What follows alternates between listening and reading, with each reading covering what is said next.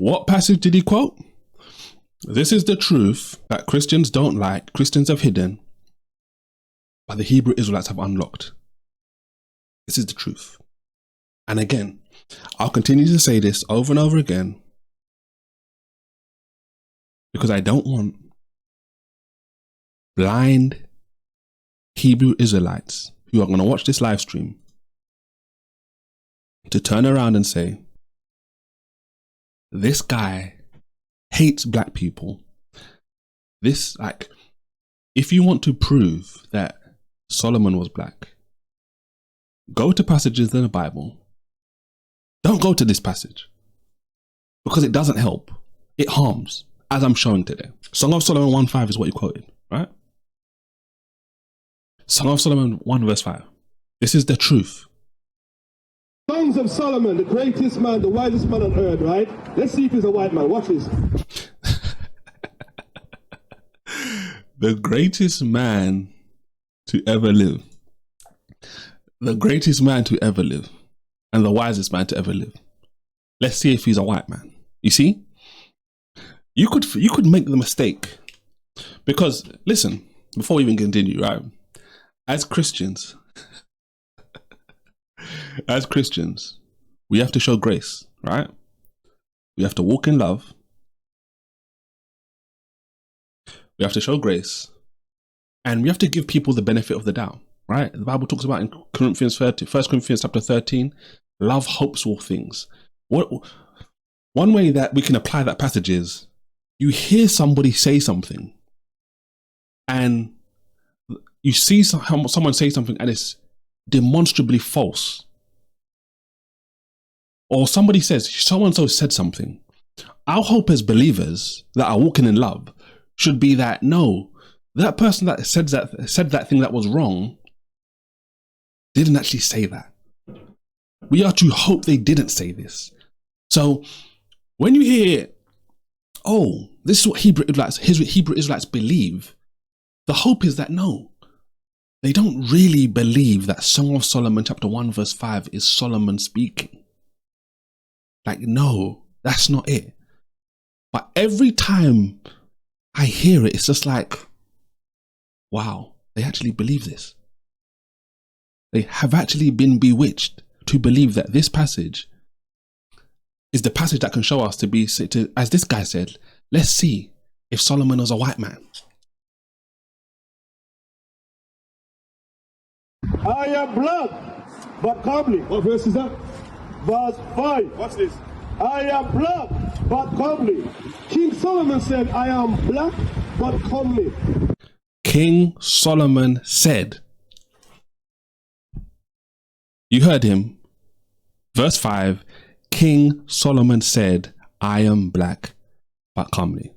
So this is their interpretation. And as you read this passage down from the beginning, you see quite clearly that if this is King Solomon speaking, Solomon is talking about himself as someone who wants another man to kiss him with the kisses of his mouth in a sexual, sensual way. They make Solomon into a sodomite. They have Solomon here being captivated by the man's ointment, by the man's perfume. No, it gets worse. Look at verse 4. Before Solomon apparently says he's black, listen to what he says, according to them. Draw me, we will run after you. We're running after this man because we love his fragrance, his ointment. We love him. We love the kisses of his mouth. And we want it. We want it. We want it so badly. Why is he running?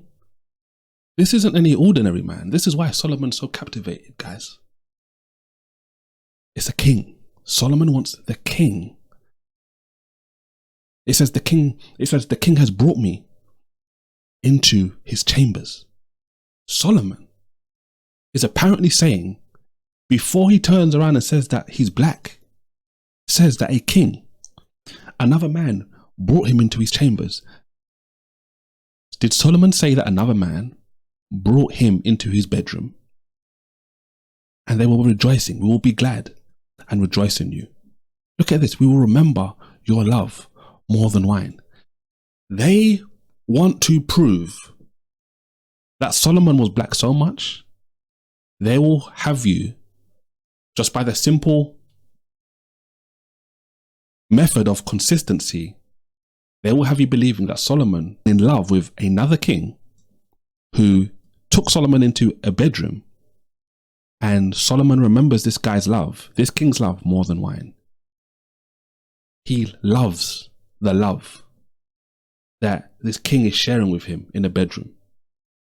This is what this interpretation takes you to, just because you want to say that Solomon, as you had just heard, Solomon said, I am black.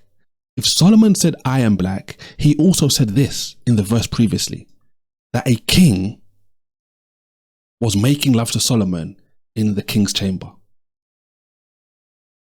Solomon was also apparently saying that the king's fragrance was so special. This is why Solomon loves him, and this is why the virgins love him too. This king that Solomon is captivated by swings both ways, according to them. And King Solomon apparently wants this king who took Solomon into his bedroom to kiss him with his lips. His love is better than wine. That's what he says in verse 2. But also, Solomon is remembering this king's love more than wine too. Think about someone who loves wine, addicted to it. They want you to believe that this is Solomon speaking so much that their interpretation will make you think that Solomon is saying, I love this king. I love the love that this king gives me so much more than the wine that I drink. Is this not demonic and devilish and deadly? This is why we need to pray for these individuals.